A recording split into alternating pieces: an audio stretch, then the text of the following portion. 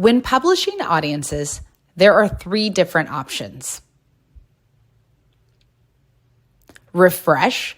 Use this option when you want to add in new devices to the same audience. Each publish will replace the previous audience with the new audience. So for example, if I have frequency at 15 days and a look back at 90 days, then every 15 days, the system will refresh the old audience and replace it with the new audience based on the most recent 90 days. Republish.